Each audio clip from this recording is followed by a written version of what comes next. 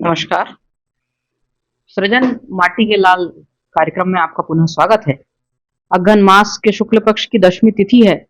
शीतकाल अपनी चरम सीमा पर आ गया है और मां ताप्ती के सुरम्य तट पर बैठकर हम उत्तरोत्तर हमारे कार्यक्रम को आगे बढ़ा रहे हैं। आपके लाइक्स और कमेंट्स के लिए बहुत बहुत धन्यवाद। आप हमारे कार्यक्रम को पसंद कर रहे हैं, यही हमारी प्रेरणा का स्रोत बनता जा रहा है।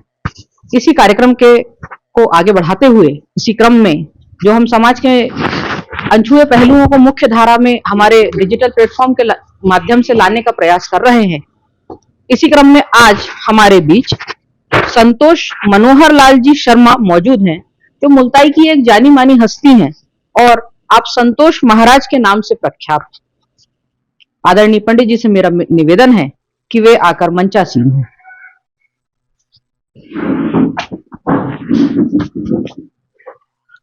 जय श्री राम।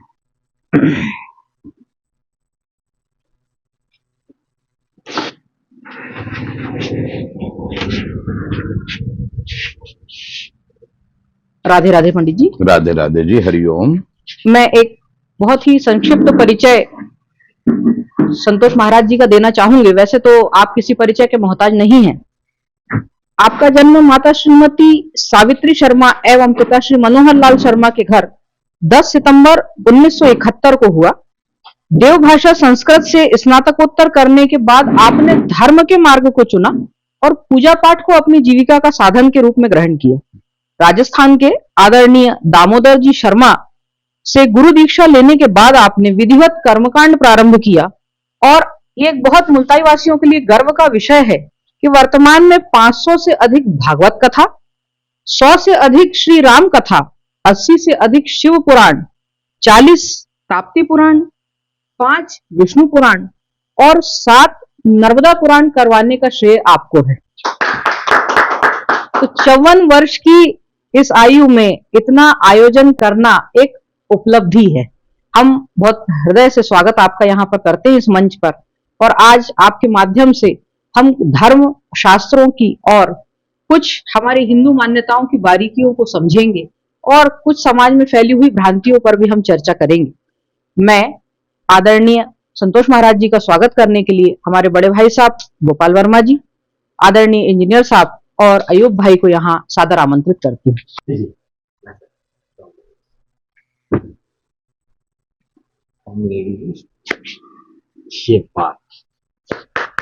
पंडित जी, आपका स्वागत है हमारे कार्यक्रम में। मैं हमारी भाभी जी अनीता वर्मा और हमारी प्रिय बिटिया गुंजन को यहाँ आमंत्रित करती हूँ कि वे एक छोटी सी भेंट के द्वारा महाराज जी का स्वागत करें। ओम।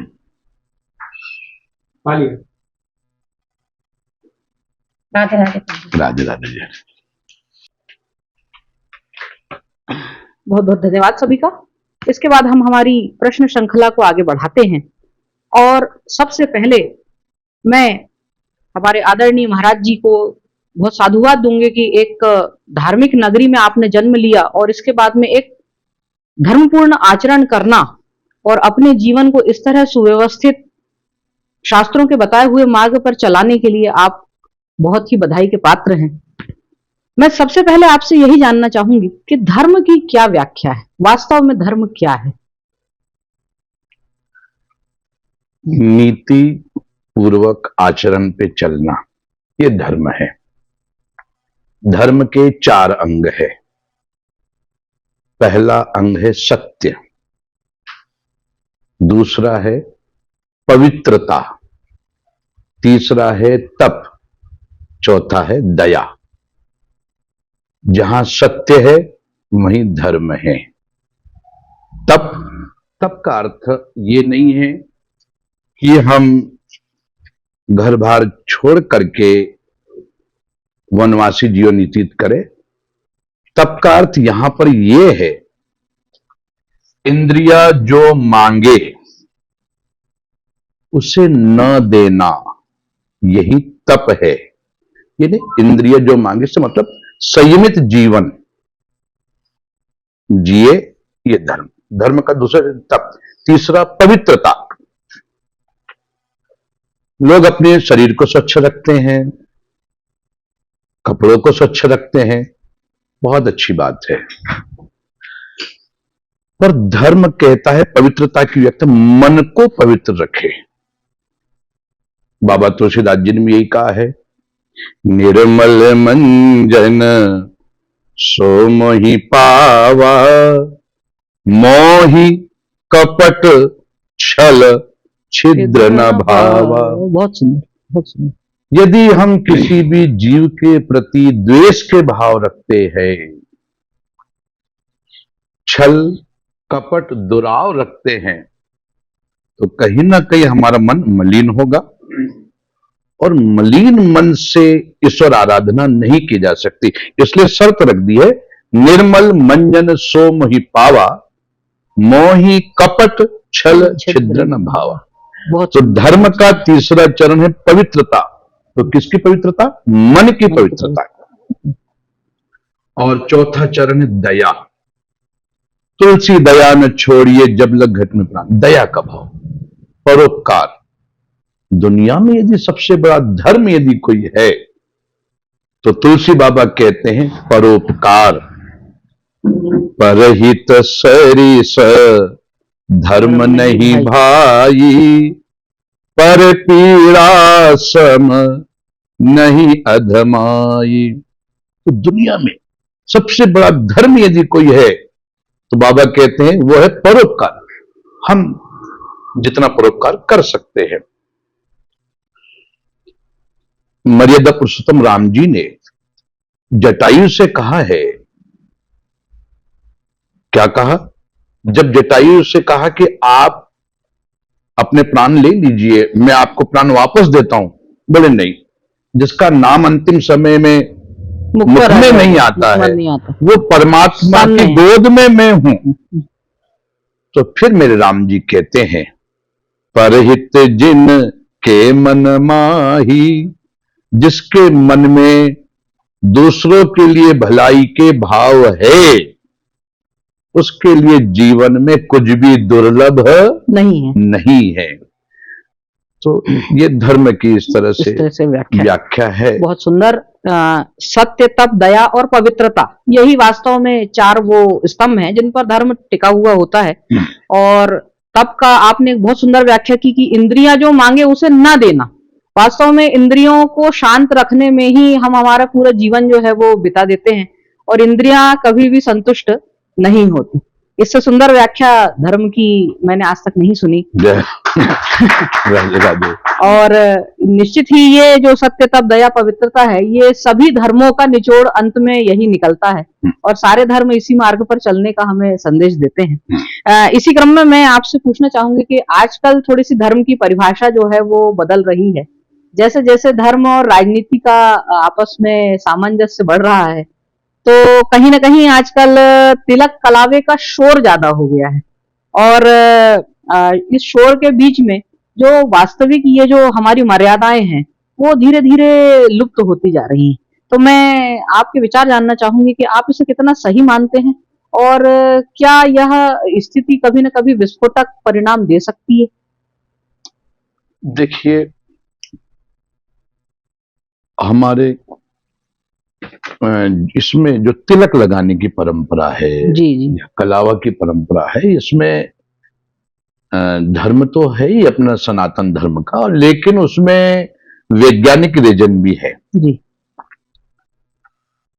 कुमकुम काय से बनता है? हल्दी में चूना डालो तो कुमकुम बनता है। जी। तो जो ये कुमकुम यहाँ आज्ञा चक्र में लगाया जाता है, घसा हुआ चंदन यहां जो लगाया जाता है, ये हमारे सिक्स सेंथ, छठी इंद्री को जागृत करने के लिए। ये जागृत कब होगी? जब ये शांत होगा, ऐसा आया हुआ है। और कोई बच्चा बहुत ज्यादा जिद करता हो और नहीं सुनता हो, उसकी माता यदि उसे रोज घसा हुआ चंदन लगाए, तो निश्चित रूप से 9 दिन में उसका क्रोध शांत होगा और बुद्धि तेज होगी। चंदन शीतलतादायक होता है। तो ये रहस्य है। और ये जो कलावा इस तरह से बांधा जाता है, इसमें जो रंग होते हैं कलावा, कच्चा तागे पे जो रंग, ये कहीं ना कहीं हमारी नाड़ियों को संतुलित करते हैं। नाड़ी होती है वात पित्त कफ, जी। है ना। पहले के जमाने में जो अभी भी कई जो आयुर्वेद वेद थे वो नाड़ी देख के ही, तो ये इस पे कलावा बांधना यानी कहीं ना कहीं उससे वो जुड़ा हुआ है। नारायण हरि। अब रही बात धर्म राजनीति, तो इसमें उद्देश्य सबका एक ही है, उस परम पिता परमेश्वर के पास पहुंचने का, है ना। प्रार्थना के शब्द अलग अलग हो सकते हैं पर पहुंचना तो सबको एक ही जगह है। और ये जब स्वार्थ और संकीर्णता बुद्धि आएगी तब ये झगड़े वाली बात है। बहुत सुंदर बात। और यहाँ तो हमारे यहाँ लिख दिया कि सिया राम में सब जग जानी, सब जगह जानी, करहूं प्रणाम जोरी जुगपानी, सब में मेरा परमात्मा है। तुझ में राम, मुझ में राम, सब में राम समाया है, कर ले प्यार जगत से बंदे कोई ना बनाया है। इसी को कबीरदास जी ने कहा है, कबीरा कुआ एक है, पनिहारी अनेक, बर्तन सबके न्यारे है, पर पानी सब में एक, सब में एक, पानी सब में एक है। यानी कुआ एक है, पानी भरने वाली माताएं बहनें अलग अलग हो सकती है, उनके बर्तन अलग हो सकते हैं, पर पानी तो एक ही है।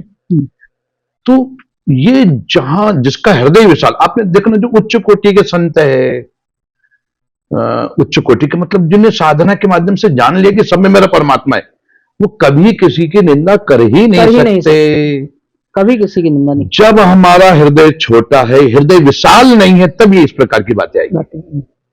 ऐसा बहुत बढ़िया।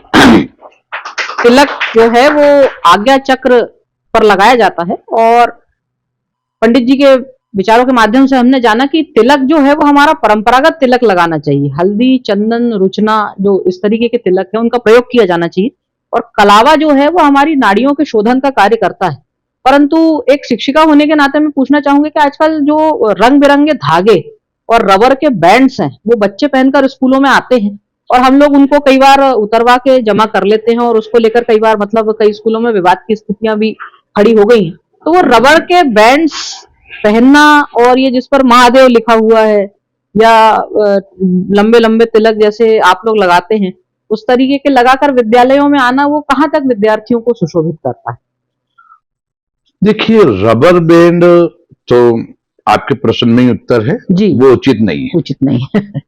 और रही बात कलावा, जो मैंने इसको उपयोगिता बताई है, वो जो अपना परंपरागत सूत का कलावा होता है, सूत का कलावा, और जो रंगा शुद्ध रंग, जी, वो असर करेगा, वो असर करेगा। हाँ, निश्चित रूप से ये करेगा। जो काले धागे, पीले धागे और सिंथेटिक धागे जो चल रहे हैं, जो आजकल बच्चे इतना मतलब 4-4 इंच के धागे बांधकर विद्यालयों में आते हैं, हाँ, तो वो आपके दृष्टिकोण से वो मतलब कितना उचित है? नहीं, वो दिखावा है, वो दिखावा है। दिखावा है। एक ही शब्द में पंडित जी ने मेरे समस्त शंकाओं का समाधान कर दिया कि वो जो आप उस तरीके की चीज पहन रहे हैं जो हमारा धर्म सम्मत नहीं है, वो विशुद्ध रूप से दिखावा है, वो कहीं से कहीं तक आपको लाभ नहीं पहुंचा रहा है। इसके बाद अगले प्रश्न के लिए मैं गुंजन को यहाँ आमंत्रित करूंगी कि वह आकर अपनी जिज्ञासा को शांत करें। गुंजन, हमारी आज की श्रृंखला सृजन माटी के लाल में मैं आपका हार्दिक अभिनंदन करती हूँ। आपको भी नमन। और आज का मेरा प्रश्न यह है कि जिस प्रकार से नवयुवक युवतियां आजकल सारा मोबाइल फोन ऑनलाइन का ये जो जरिया है, इससे किस प्रकार प्रभावित ना हो सके और थोड़ा अपना ध्यान कुछ अपने धर्म की ओर, उनमें जन्मे प्रकाशमयी जो हमारे पूज्य जो भगवान है या जो भी है जिनसे हम प्रेरणा स्वरूप कुछ ज्ञान प्राप्त कर सकते हैं, उनकी तरफ कैसे हम अपना रुझान ले जाएं। तो इस पर आप प्रकाश डालें कि कितना बच्चों को जुड़ना चाहिए, कैसे जुड़े हम। ऑनलाइन मोबाइल वो एक तलवार है, आप उससे अपनी रक्षा भी कर सकते हैं। रक्षा से मतलब अपने ज्ञान को असीम पराकाष्ठा तक ले जा सकते हैं, और दुरुपयोग किया जाए तलवार का तो नाक भी काट सकते हैं अपने। जी बिल्कुल सही है ना। और जैसे अभी प्रेमानंद जी महाराज, जी इसी मोबाइल ऑनलाइन के माध्यम से लाखों युवक युवतियां उनसे जुड़े हैं और धर्म के मार्ग पे चल रहे हैं। चल और ये हमारे विवेक पे निर्भर करता है। इसके लिए थोड़ा सा माता पिता को भी समय समय पे ध्यान देना चाहिए, बच्चों पे क्या कर रहा है ये थोड़ा सा।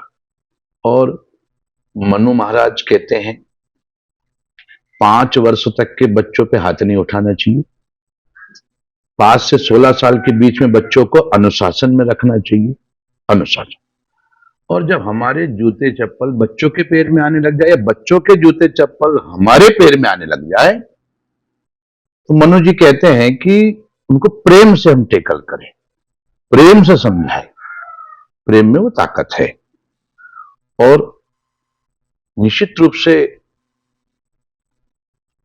आज आप जिस भी संत की भागवत राम कथा सुनना चाहते हो ऑनलाइन मोबाइल के माध्यम से सुन सकते हैं। तो इस तरह से मोड़ा जा सकता है और उस बच्चों में प्रेरणा देवे कि हम सूर्योदय के पहले उठे,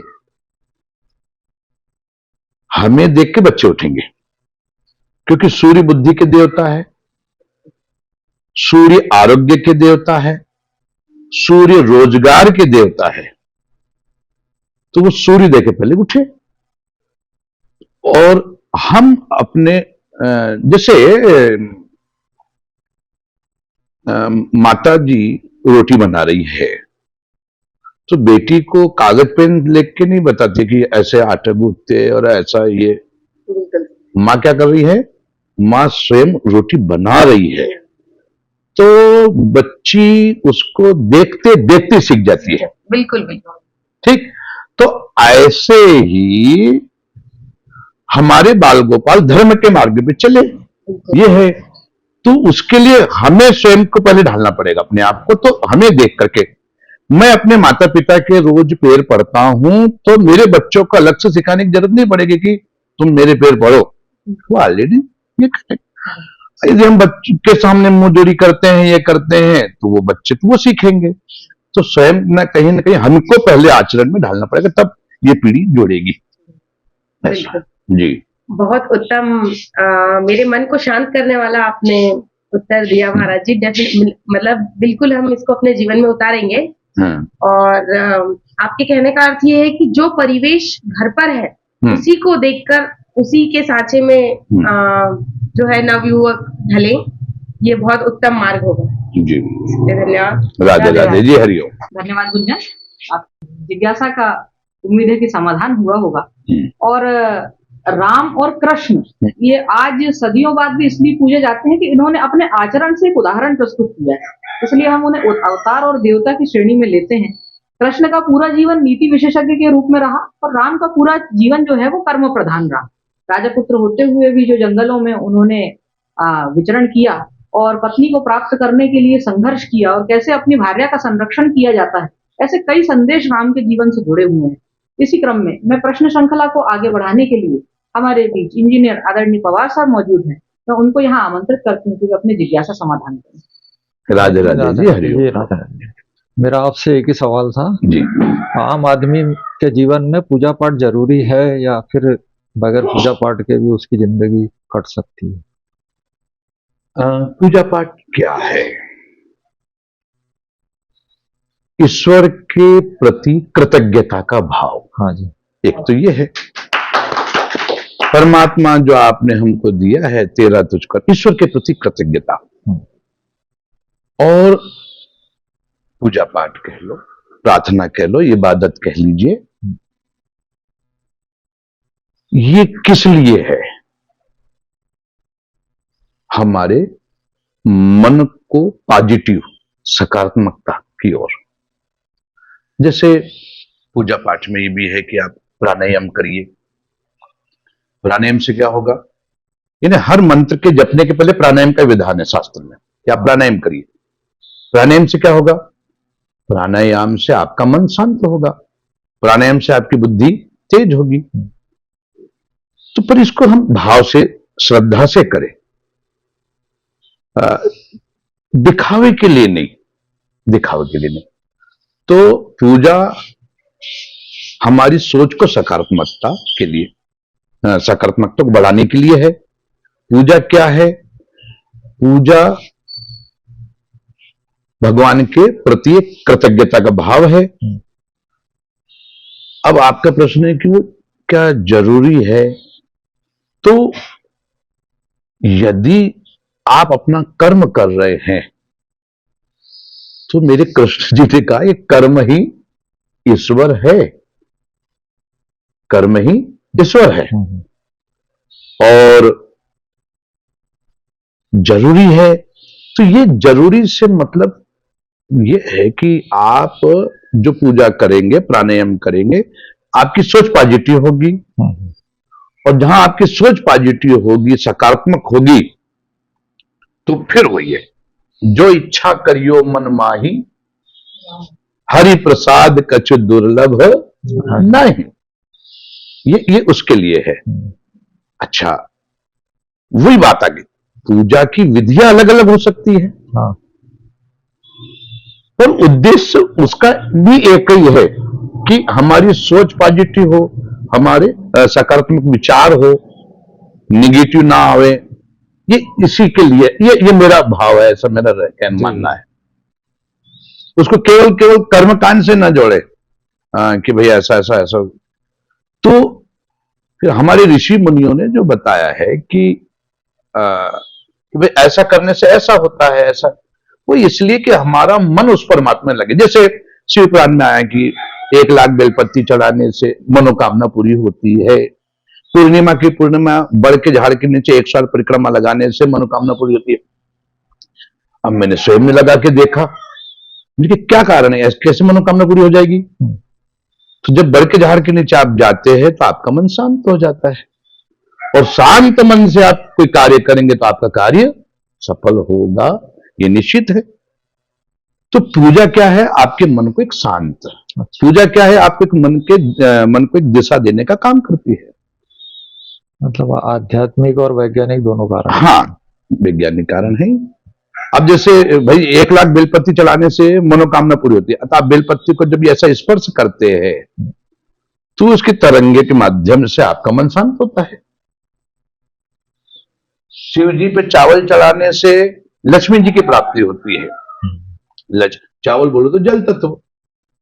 और ये जब आप ऐसा करते हैं तो वो चावल की तरंगे आपके सोच को सकारात्मक बनाती है।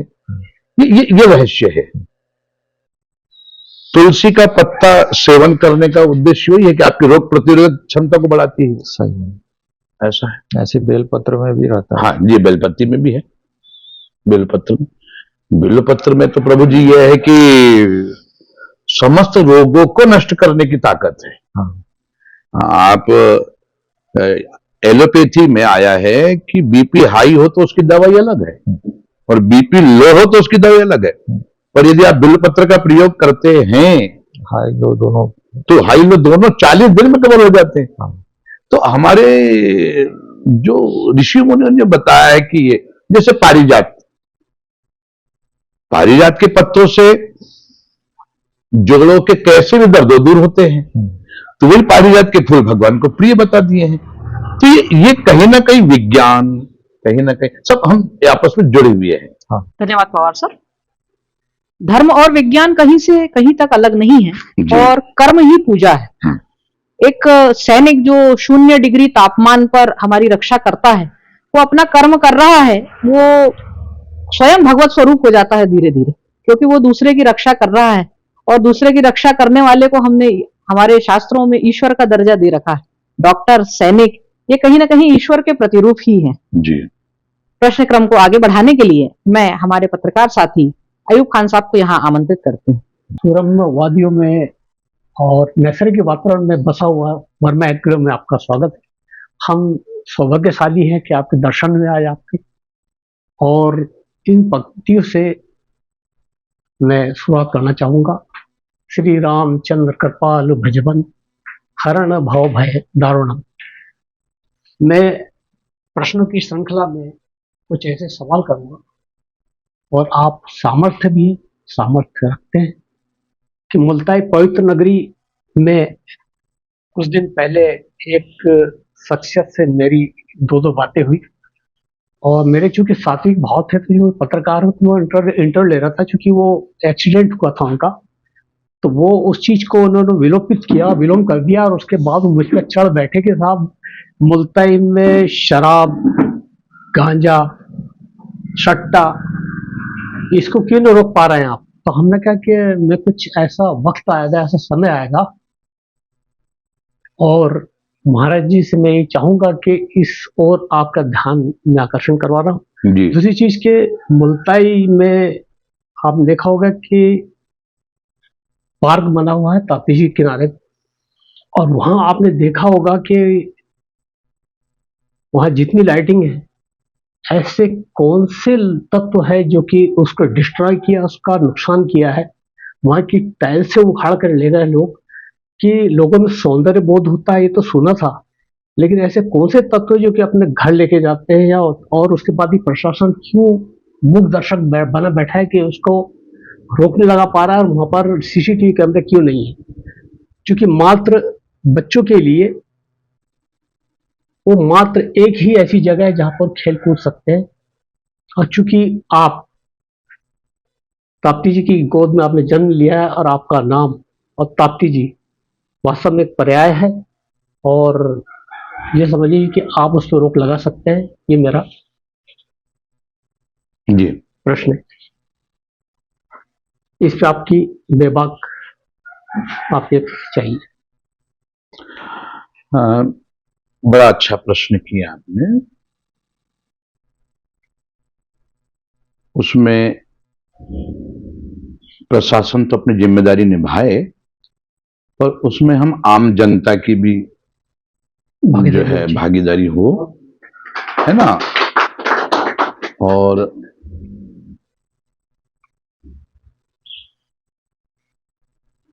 निश्चित रूप से जिस दिन आम जनता में उसके प्रति अपनापन जाग जाएगा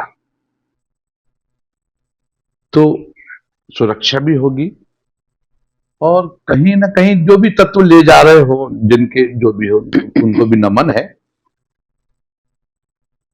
तो हाँ, जो आपने बताया सीसीटीवी कैमरे, वो जरूर वहां लगना चाहिए, एक माध्यम है।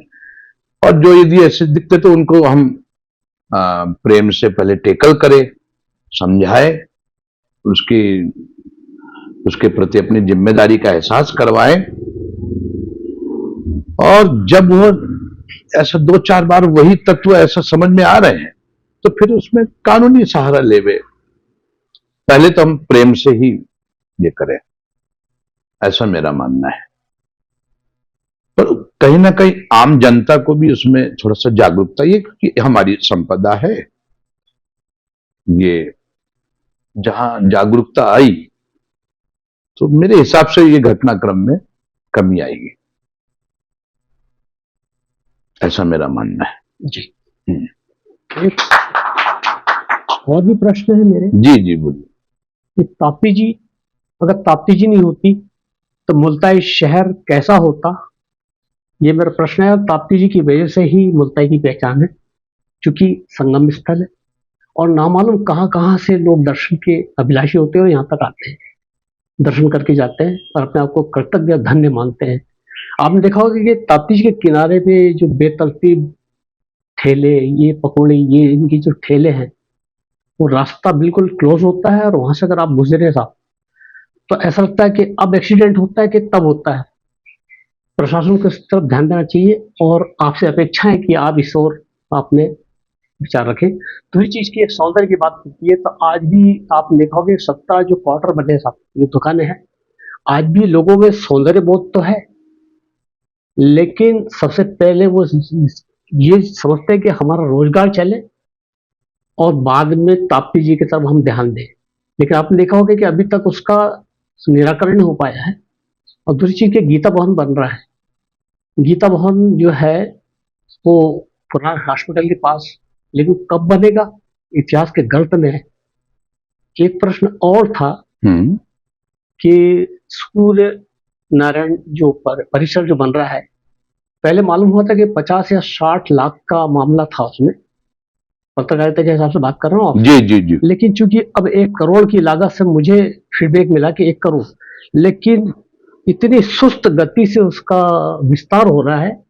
और लोग कहते हैं कि साहब अगर चाइना होता, तो मैं समझता हूँ कि चाइना को बुरा नहीं मानना चाहिए, चीन को हम दोष देते हैं। 6 दिन के अंदर वो पार्क बन के और समर्पित हो जाता लोगों के समक्ष। लेकिन आप देखिए कि उस तरफ भी क्या वास्तव में वो 1 करोड़ में बन रहा है, इस तरह आपका ध्यान चाहिए। वास्तव में 1 करोड़ में बन रहा है या नहीं बन रहा है, इसके लिए तो जो कुशल इंजीनियर जी है यही आकलन कर सकते हैं। प्रश्न जो आप मेरे सामने जो आए हैं, हाँ पब्लिक की ओर से फीडबैक है साहब, जी जी। लेकिन ये जो कुशल इंजीनियर वही बता सकते इस मामले में। और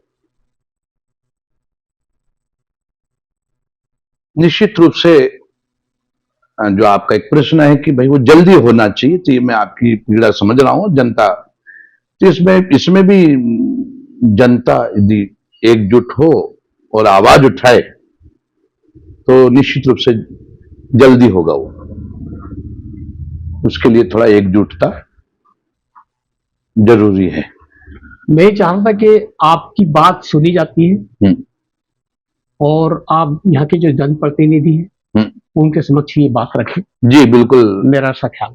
अयूब भाई की बातों में एक वास्तव में आम नागरिक की पीड़ा झलक रही है जी जी सही। कि हमारे नगर का जो सौंदर्यीकरण और विकास है उस पर व्यय तो बहुत हो रहा है, लेकिन हमको जो रिजल्ट है वो उतना दिखाई नहीं दे रहा है। तो मैं महाराज जी की एक बात को दोहरा दूं कि हम मुल्ताई वासी धन्य हैं कि हमने माँ ताप्ती हमें ईश्वर ने प्रदान की है यहाँ पर, और हम सौभाग्यशाली हैं कि हमने उनकी गोद में जन्म लिया है। लेकिन यहाँ के नागरिक होने के नाते हमारा भी कर्तव्य है कि हम शासन प्रशासन द्वारा लगाई गई चीजों की रक्षा करें। टाइल्स उखाड़कर घर ले जाना और जो वहां सौंदर्यीकरण के लिए चीजें लगाई गई हैं उनको नष्ट करना, ये कहीं ना कहीं हमारी विकृत मानसिकता को प्रदर्शित करता है। तो एक अच्छे नागरिक का कर्तव्य निभाने की अपील है सभी से। इसी क्रम में मैं मंच सौंपती हूँ हमारे अग्रज आदरणीय गोपाल वर्मा जी को, जो वर्मा एन्क्लेव के और सृजन माटी के लाल के संस्थापक हैं, और वे प्रश्न क्रम को आगे बढ़ाएंगे। धन्यवाद। सबसे पहले नमस्कार पंडित जी। राधे एक राधे अरसे जी। के बाद वापस हम एक साथ एक मंच साझा कर रहे हैं। आनंद का विषय है कि आप हमारे इस परिसर पे पधारे। आपने बहुत सारे रचनात्मक कार्य किए हैं और समाज को दिशा प्रदान करने जैसा जो पद आपको मिला हुआ है, आप बैठे हैं आज बहुत सारे लोगों से सरोकार रखते हुए जुड़ते हुए चल रहे हैं लेकर के। मेरे छोटे से कुछ सवाल थे, उसमें यह है कि समाज में परिवर्तन जो आ रहा है उसमें धर्म का क्या योगदान है? समाज में परिवर्तन के लिए धर्म जोड़ने का काम करता है। बहुत सुंदर। धर्म तोड़ने का काम नहीं करता है। और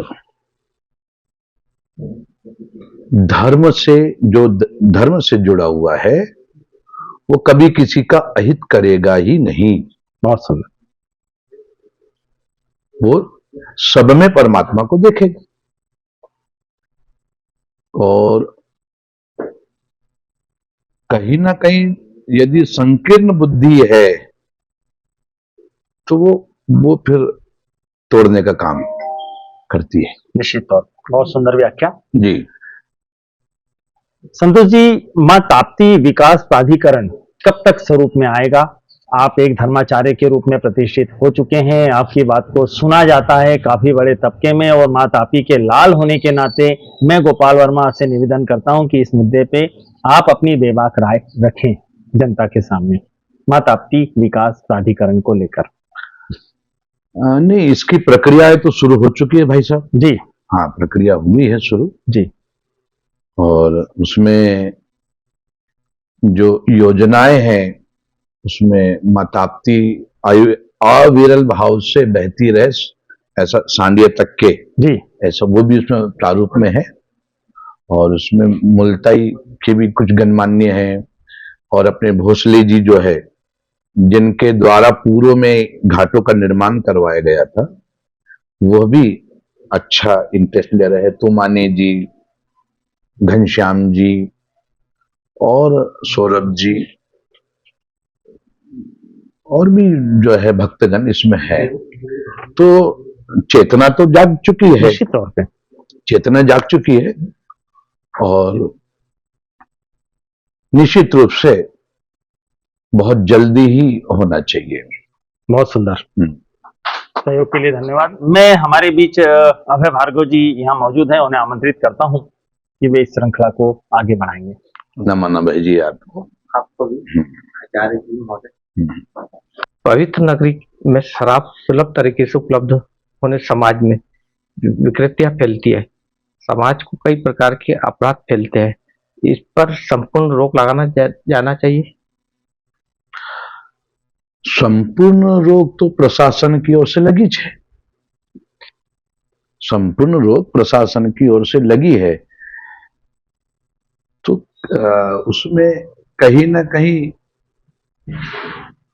आम जनता की भी भागीदारी है उसमें। अब कुछ उसमें रोजगार के दृष्टिकोण से भी ये काम कर रहे हैं और जिनको ये है तलब कहेंगे उसको,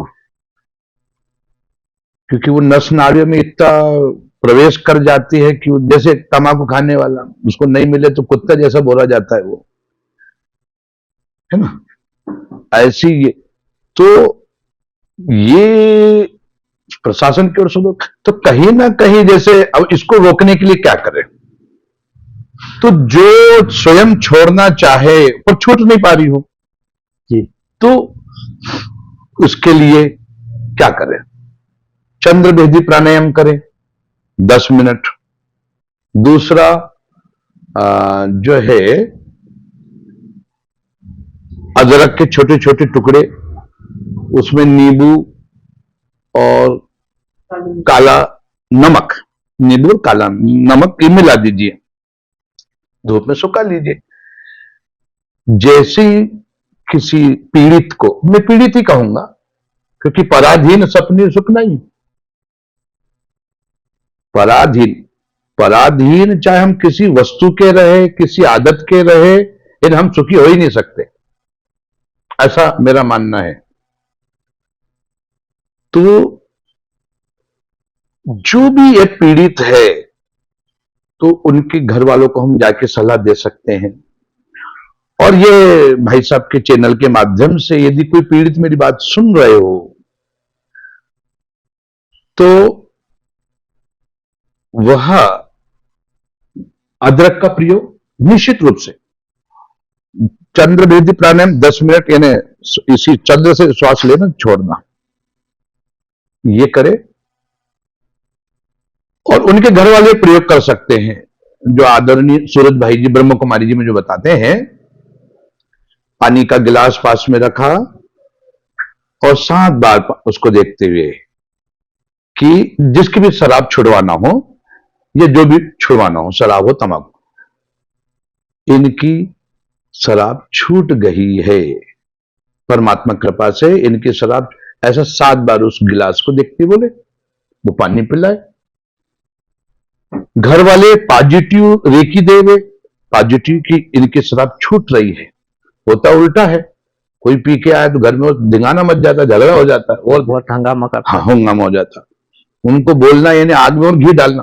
तो ये ऐसे छोटे छोटे उपाय है। और गायत्री महाविज्ञान में भी परम पूज्य गुरुदेव आचार्य श्री राम शर्मा जी ने कहा है कि आप साधनाओं के माध्यम से किसी के विचार बदल सकते हैं। और ये है तो भाई प्रशासन ने तो रोक, भाई पवित्र नगरी के दृष्टिकोण से रोक लगाई है। 2-3 कारण है। पवित्र, अपने नानक जी यहां आए तो पवित्र नगरी है, मां ताप्ती का यहां प्रागट्य हुआ है और परम पूज्य गुरुदेव बाप जी ने कहा है, ओ मां तापी ताप हरो, मेरे मन के पाप हरो।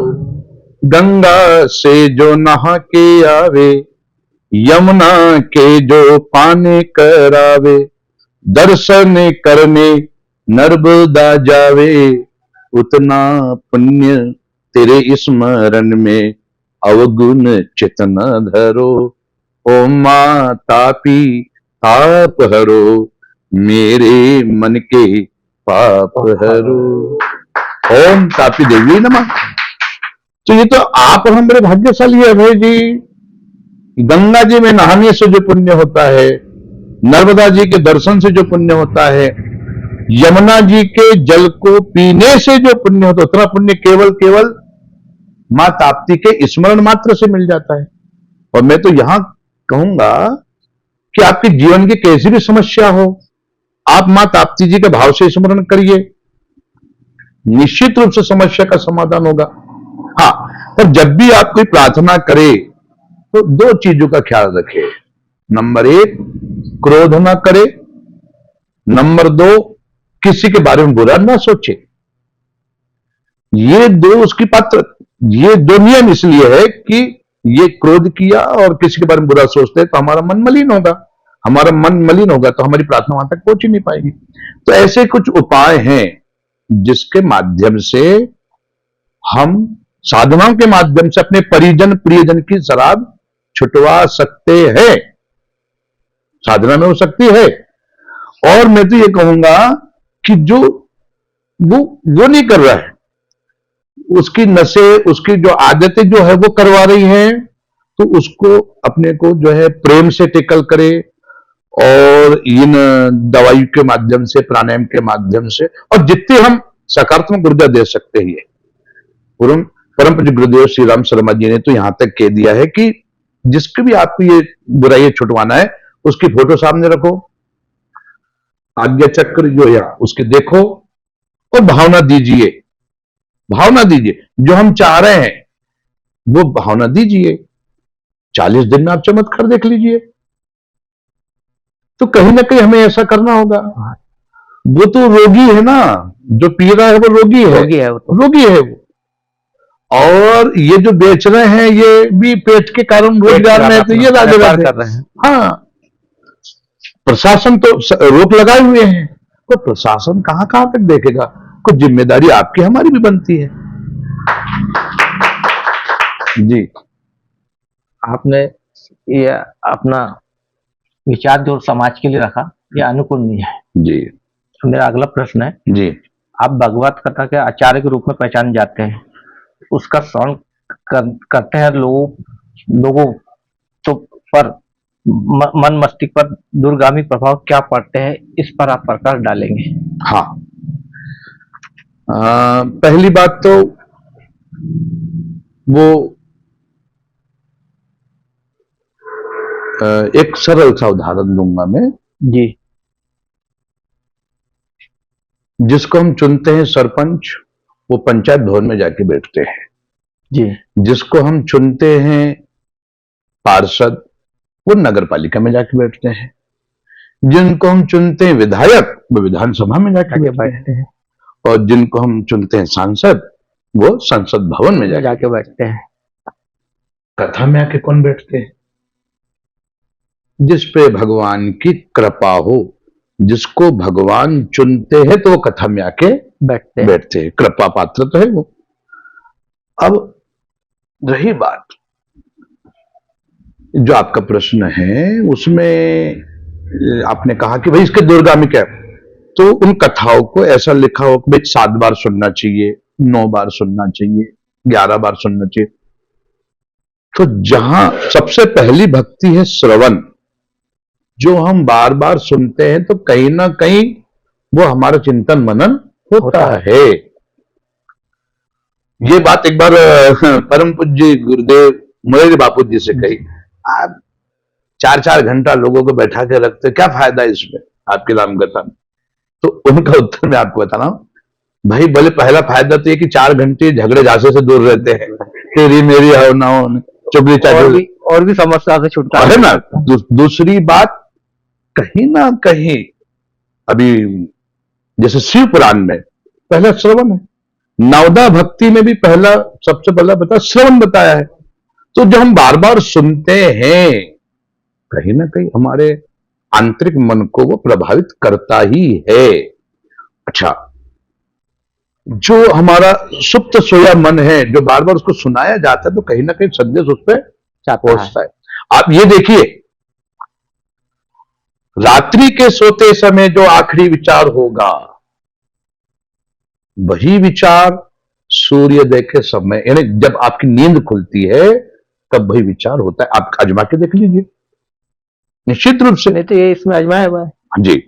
तो कहीं ना कहीं उसको जो संख्या बताइए, 7 बार सुनो, 9 बार सुनो, तो दूरगामी परिणाम कहीं ना कहीं श्रवण के साथ फिर चिंतन मनन होगा, तो प्रभाव तो पड़ना है ही, ऐसा मेरा मानना है। कोई प्रभाव पड़ना था, मानना है आपका। हम्म। मेरा ये कहना था कि भाई उससे लाभ और हानि क्या है लोगों में। जैसे कुछ लोग उस कथा का दुरुपयोग भी बताना चाहते हैं। हाँ, नहीं, किस तरह के दुरुपयोग? जैसे कि भागवत में यह बताया तो ये है सही है नहीं है। हाँ, ये प्रश्न आपका बहुत अच्छा हुआ। हाँ, जैसे राम जी ने लंका जाने के लिए सेतु पार किया, तो इतिहास में घटना हुई है, आज भी स्थान धनुषकोटि है। अब तो विज्ञान भी इस बात को मान रहे हैं, सब मान। दूसरा, भगवान कृष्ण की लीलाएं हुई या नहीं हुई, हमारे होनहार वैज्ञानिकों ने सन 1980 में उस द्वारिका की खोज की जो भगवान कृष्ण के समय की थी। और सम्माननीय आदरणीय प्रधानमंत्री जी ने इसमें और कदम आगे बढ़ाया। आप और हम उसमें वहां पनडुब्बी के माध्यम से पहुंचे जा सकते हैं, ये ऐसी योजना है उसकी। तो इतिहास में कहीं ना कहीं ये घटनाएं हुई है, और ये इसको बताने का उद्देश्य, ये महापुरुषों का उद्देश्य, प्रभु का उद्देश्य यही है कि उन घटनाओं से, उन कहानियों से हम प्रेरणा लेकर के अपने जीवन को उन्नत बनाए, ऐसा ये। अब रही बात दुरुपयोग की, मैंने पहले कहा था, जो प्रश्न आया था ऑनलाइन का, तलवार है, कैसे आप उसका प्रयोग करेंगे आपके ऊपर है। धर्म सृजन का काम करता है, धर्म जोड़ने का काम करता है, धर्म सब में मेरा मालिक है, सब में मेरा परमात्मा, ये भाव। भाई आनंद बाहर नहीं, आनंद हमारे अंदर है। तू कैसे मिलेगा? नंबर 1 मंत्र जाप, दूसरा प्राणायाम करे, नंबर 3 ध्यान, चौथा सहन शक्ति। सहन शक्ति काय में आएगी? जब आपका सात्विक भोजन होगा। 5वां सब में मेरा परमात्मा, ये भाव। और 6वां माता पिता गुरु सूर्य अतिथि, ये हमारे प्रत्यक्ष देव है, जीवन में कभी इनका अपमान ना करे। तो निश्चित रूप से आप ये करिए भाई जी, चैनल के माध्यम से मैं कहूंगा जनता करे। आनंद बाहर नहीं, हमारे अंदर है, ये आपको 40 दिन में स्पष्ट महसूस होगा। अब भैया के प्रश्न से जो निष्कर्ष निकला कि संकल्प से विचार और विकार ये दोनों ही शुद्ध हो सकते हैं, और हमारी सकारात्मक ऊर्जा किसी दूसरे का जीवन भी परिवर्तित कर सकती है। जी। एक इस श्रृंखला के अंतिम प्रश्न के रूप में मैं आपसे पूछना चाहूंगी कि आजकल धर्म में शोर का प्रवेश बहुत ज्यादा हो गया है।